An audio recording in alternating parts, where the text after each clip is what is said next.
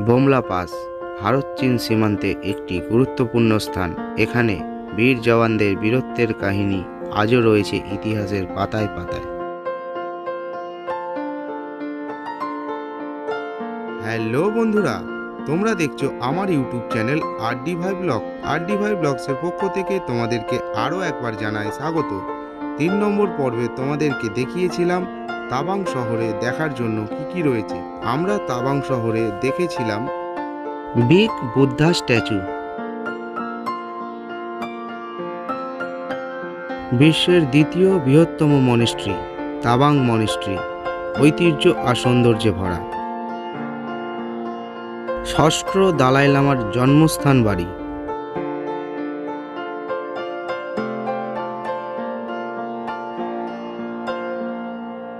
CM Dorjee Khandu war memorial,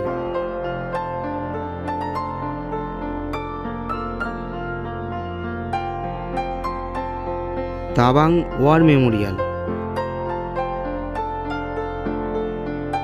এইবার তোমাদের 4 নম্বর পর্বে দেখাবো ভারত চীন সীমান্ত বর্ডার।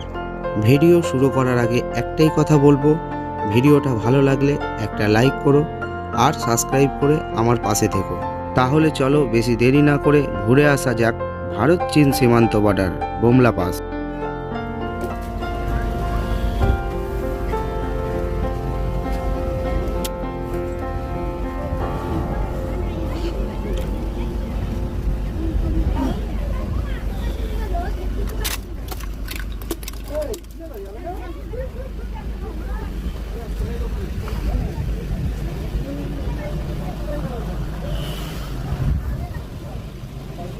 মানে এদিকে এদিকে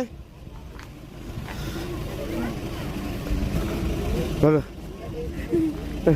বরফ দেখ।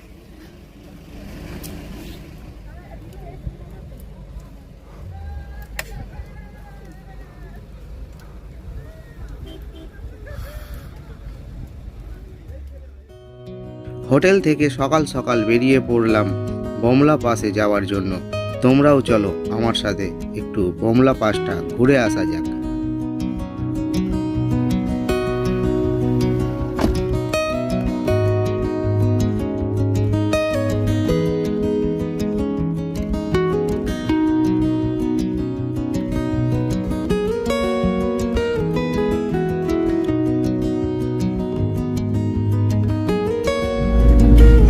와, 짜다.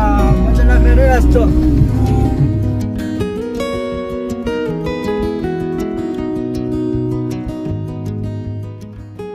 এখান থেকে বোমলা পাসের দূরত্ব হলো 26 কিলোমিটার।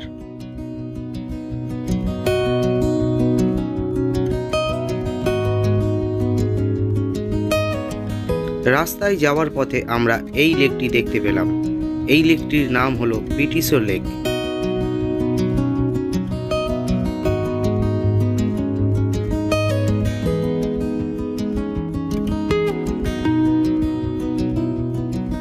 পিটিসো লেকের চারিপাশটা দেখো তোমরা, কতটা সুন্দর লাগছে দেখতে।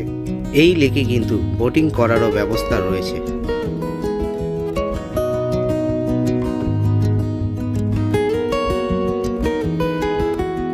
পিটিসো লেক দেখে আমরা এগিয়ে চললাম বোমলা পাসের দিকে। যাবার পথে তোমাদেরকে একটা কথা বলি, অরুণাচল প্রদেশ ভ্রমণের জন্য ইনার লাইন পারমিটের দরকার পড়ে, আর বোমলা পাস ভ্রমণের জন্য আলাদাভাবে স্পেশাল পারমিশনেরও দরকার পড়ে।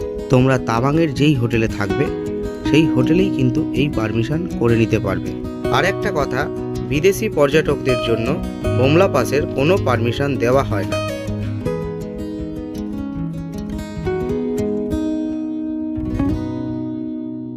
এই ওয়াই জাংশন থেকে ডান দিকের রাস্তা চলে যাচ্ছে বোমলা পাস।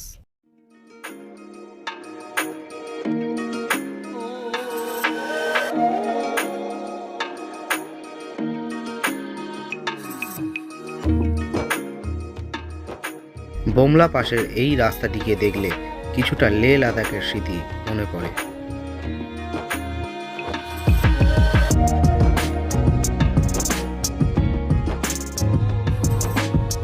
রাস্তায় যাওয়ার পথে আমরা কিছু বরফের দেখা পেলাম। পাহাড়ের গায়ে লেগে রয়েছে সাদা সাদা বরফ, দেখতেও অনেকটা সুন্দর লাগছিল।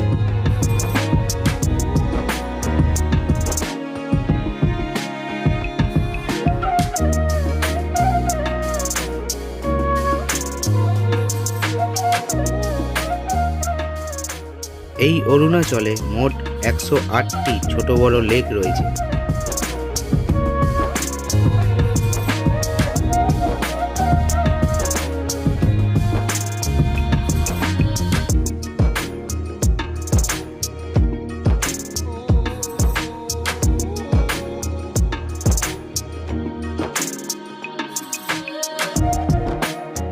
আমরা এখন পৌঁছে গিয়েছি বমলা পাসে, আর 100 মিটার দূরত্বে রয়েছে চায়না বর্ডার।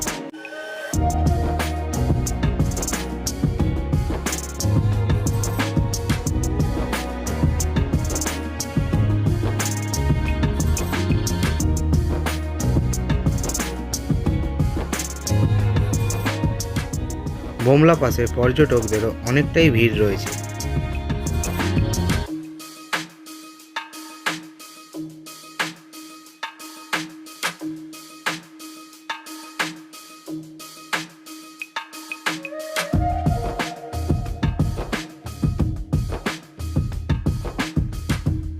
এই যে তোমরা ক্যাম্পটা দেখছো, এই ক্যাম্পের ভেতর থেকেই আমাদেরকে যেতে হবে ভারত চীন সীমান্ত বর্ডারে। এর ভেতরেই টোকেন নাম্বার দেওয়া হবে। তারপর 30 থেকে 40 জনের গ্রুপ করে পাঠানো হবে সীমারেখা বর্ডারে। সীমারেখা বর্ডারে কমান্ডো অফিসার যিনি রয়েছেন, তিনি আমাদেরকে বলবেন কোথায় কোন জায়গায় কি কি ঘটেছিল, সব কিছুই কথা আমাদের সঙ্গে তিনি শেয়ার করবেন। কিন্তু দুর্ভাগ্যবশত আমি তোমাদের সেই জায়গার ভিডিওটা দেখাতে পারলাম না। দেশের সুরক্ষার জন্য কোনো রকম ফটো ভিডিও তোলা নিষিদ্ধ রয়েছে। এই ক্যাফে এরিয়ার ভেতরে তোমরা চাইলে কিছু খাবারও কিনে খেতে পারো। চা, কফি, ম্যাগি, গরম গরম সিঙ্গারাও পর্যন্ত এখানে পাবে।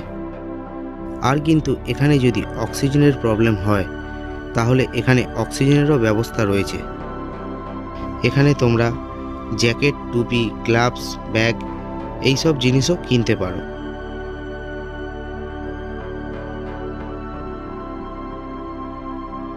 আমরা এখন সীমারেখা থেকে চলে এলাম। ওখানকার কমান্ডো আমাদেরকে সব কিছু দেখালেন আর কিছু বললেন এই বমলা পাসের ব্যাপারে। এখান পর্যন্তই কিন্তু তোমরা ফটো ভিডিও তুলতে পারবে। তারপর আর পারমিশন দেওয়া হয় না ফটো ভিডিও তোলার জন্য। ওই যে দূরে তোমরা ঘরটি দেখতে পাচ্ছ, ওটাই হলো চায়না বর্ডার। আর ওই নীল রঙের ঘরটি চায়নাদের মিটিং পয়েন্ট।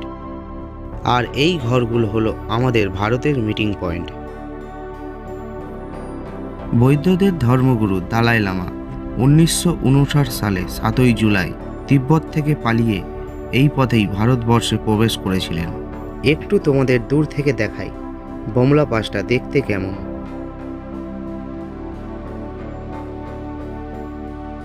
পাহাড়ের ওপরে এই ছোট্ট বিন্দুর মতো জিনিসটি হলো আমাদের ইন্ডিয়ান বাংকার। 1962 সালে এই বমলা পাসে কি ঘটেছিল তোমাদেরকে আমি কার্টুন চরিত্রের মাধ্যমে দেখানোর চেষ্টা করলাম। ভিডিওটা স্কিপ না করে তোমরা একটু দেখে নাও।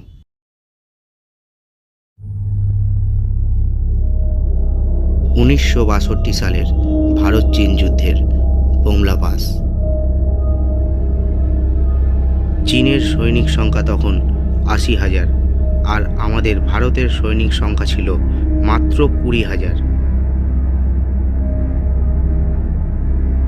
আমাদের সেনাবাহিনীরা তখন যুদ্ধের জন্য কিন্তু প্রস্তুত ছিল না।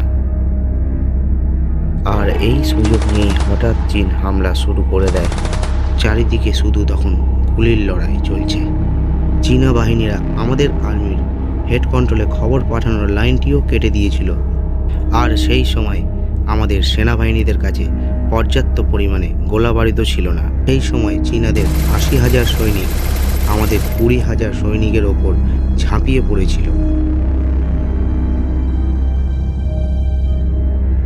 আর সেই সময় চীনারা আমাদের বেশ কিছুটা জায়গা নিজেদের আয়ত্তে নিয়ে নিয়েছিল।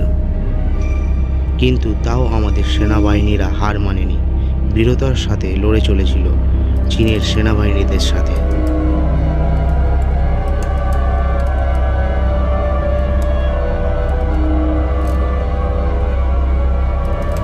পরের দিন সকালে আমাদের সেনাবাহিনীরা যুদ্ধের জন্য আরও প্রস্তুতি নিতে থাকলো।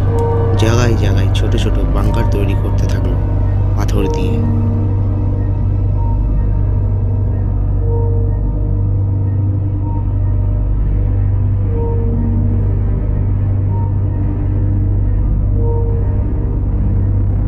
সেখানে তখন -ডিগ্রি টেম্পারেচার। হাড় কাঁপানো ঠান্ডাকে হার মানিয়ে আমাদের সেনারা যুদ্ধের প্রস্তুতি করে চলেছে।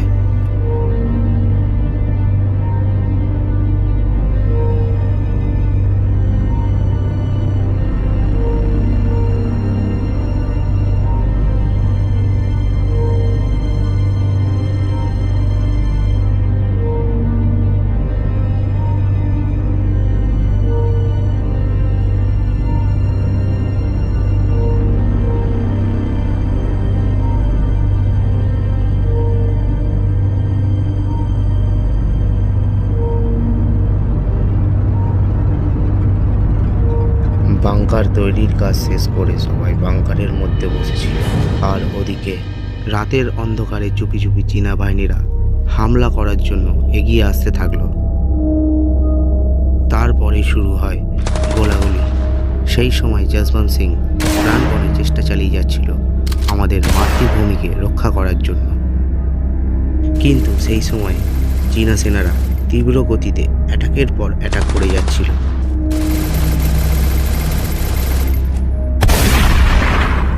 কেননা আমাদের জওয়ানদের গোলা বারুদ প্রায় শেষ হয়ে এসেছিল।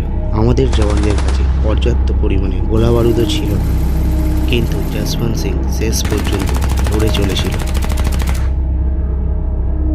চীনারা হঠাৎ যশবন্ত সিংকে লক্ষ্য করে গুলি ছুড়তে শুরু করে, আর সেই সময় একটা গুলি এসে লাগে যশবন্ত সিংয়ের শরীরে। তারপর যশবন্ত সিং কন্ট্রোল রুমে যোগাযোগ করার চেষ্টা করছিলেন, কিন্তু কিছুতেই কন্ট্রোল রুমে যোগাযোগ করা যাচ্ছিল না। চীন সৈনিকরা কন্ট্রোল রুমের যোগাযোগ করার ব্যবস্থাটাই নষ্ট করে দিয়েছিল।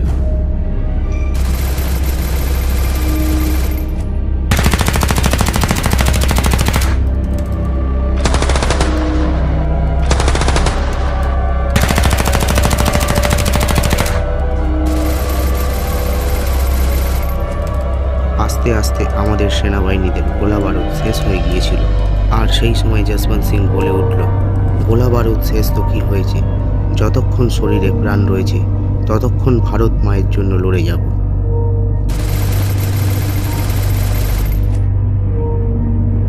তারপর যশবন্ত সিং গোলা বারুদ ছাড়াই হাতে হাতেই মারামারি শুরু করে দেয়।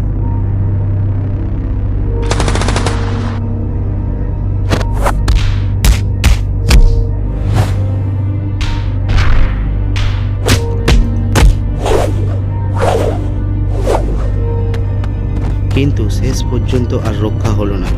যশবন্ত সিংকে পেছন দিক থেকে এসে চীনা বাহিনীরা ঘিরে ফেলে।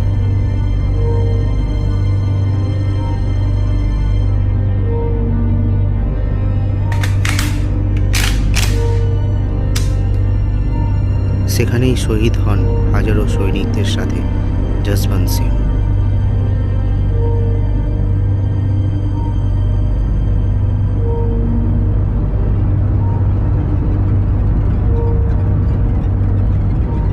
তারপর চীন দখল করে ফেলে ভারতের অরুণাচল প্রদেশের কিছুটা অংশ। পরে অবশ্য ভারত ফিরে পেয়েছিল চীনের দখল করা অংশ। 1962 সালের যুদ্ধে প্রাণ দিয়েছিল 2500 সৈনিক। এই 2500 সৈনিকের নামেই তৈরি হয়েছে তাওয়াং ওয়ার মেমোরিয়াল। এখানে যোগেন্দ্র সিংয়ের মূর্তি আজও রয়েছে মাথা উঁচু করে। হে বীর জওয়ান, তোমায় জানাই স্যালুট। তো বন্ধুরা, চলো আমরা সবাই মিলে একটু এই 2500 সোলজারের নামে বলি, জয় বীর জওয়ান, তোমাদের জানায় স্যালুট, জয় ভারত মাতা।